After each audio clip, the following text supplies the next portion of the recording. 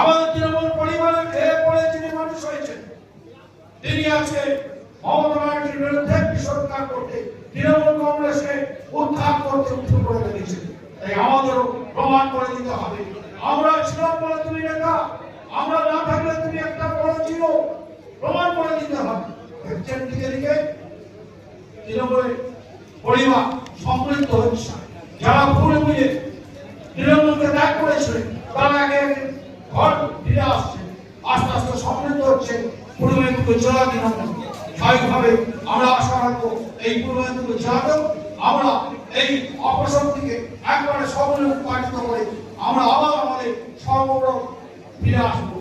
তাই আমি আপনাদের সবার কাছে আবেদন রাখবো, কর্মী সভা আপনারা সবাই জানেন, প্রচার করেন যে বিষয়গুলো বাইরে বলা, সেটা আমরা বাইরে অনেক বড় অনেক মিটিং মিছিল হবে, কর্মীদের মধ্যে কারোর কোনো আর অভিমান না রেখে দলকে মজবুত করতে হবে, দলকে শক্তিশালী করতে হবে।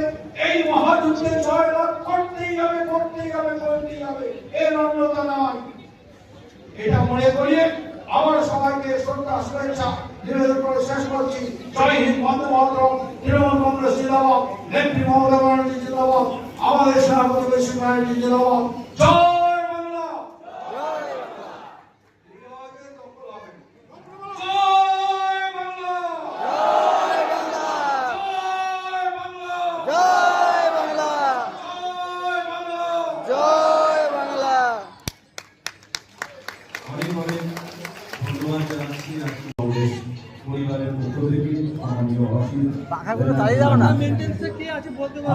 ওখানে একটু বলে দিন না, বলে দেন, মানে ওখানে একটু বলে দিন না। আমি 1 নম্বর অঞ্চল তৃণমূল কংগ্রেসের সভাপতি পুরো